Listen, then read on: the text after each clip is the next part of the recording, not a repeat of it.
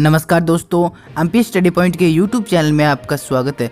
दोस्तों, इस वक्त नेपाल से बहुत बड़ी अपडेट निकल के आ रही है कि नेपाली गोरखा जो ब्रिटिश सेना में भर्ती है, यानी ब्रिटिश सेना में अपनी सेवा दे रहे हैं पिछले कुछ सालों से, उन्होंने ब्रिटिश की सरकार और ब्रिटिश सेना के जो उच्च अधिकारी है उनको चुनौती दे दी है। जी हाँ दोस्तों, उन्होंने अपने अधिकारों को लेकर उनके सामने मांग रखी है। तो क्या है पूरी खबर और किस प्रकार उन्होंने चुनौती देते हुए अपने अधिकारों के लिए सरकार के सामने मांग रखी है, पूरी खबर मैं आपको बताने वाला हूं। तो वीडियो के अंत तक बने रहें। साथ ही अगर आप इस चैनल पर नए हैं तो चैनल को सब्सक्राइब करके बेल नोटिफिकेशन ऑन कर लें, ताकि भारत और नेपाल से जुड़ी हुई प्रत्येक अपडेट आप तक पहुंचकर सबसे पहले। तो चलिए शुरू करते हैं आज का वीडियो। तो दोस्तों, नेपाल के गोरखा सैनिकों को कौन नहीं जानता, ये काफी ताकतवर और निडर होते हैं। यानी 2-3 गोरखा पूरी सेना पर भारी पड़ सकते हैं, उनमें ऐसी क्षमता होती है। और दोस्तों, पिछले बहुत से सालों से जो नेपाली गोरखा है वो दुनिया के 10 से ज्यादा देशों की सेना में भर्ती हो रहे हैं और निरंतर अपनी सेवा उन्हें दे रहे हैं।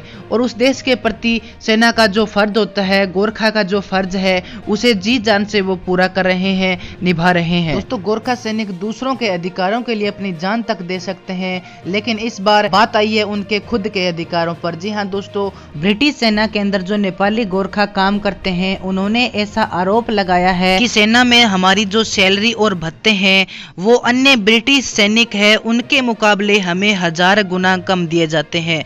जी हाँ दोस्तों, मैं फिर से आपको बताने की कोशिश करता हूं कि गोरखा सैनिकों का ऐसा कहना है कि ब्रिटिश सेना में हमारे साथ बहुत ज़्यादा भेदभाव किया जाता है।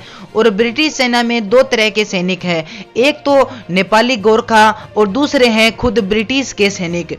तो जो गोरखा सैनिक है उनको ब्रिटिश सैनिकों के मुकाबले 1000 गुना कम सैलरी और भत्ते दिए जाते हैं।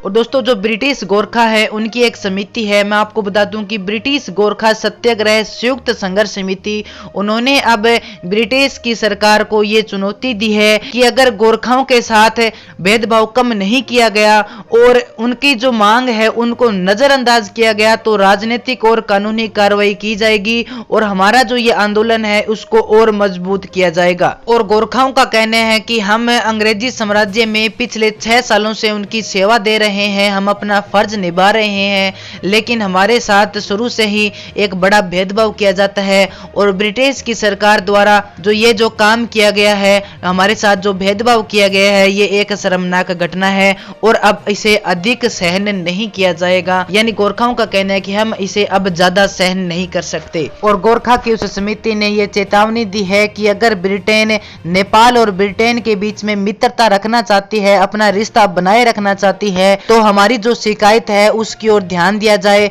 और हमारी शिकायतों को पर अमल किया जाए और उस भेदभाव को खत्म किया जाए। इसके अलावा नेपाली गोरखाओं ने यह भी कहा है कि वो पिछले 3 दशकों से अपने अधिकारों की ये लड़ाई लड़ रहे हैं, लेकिन किसी ने अभी तक उनकी ओर ध्यान नहीं दिया।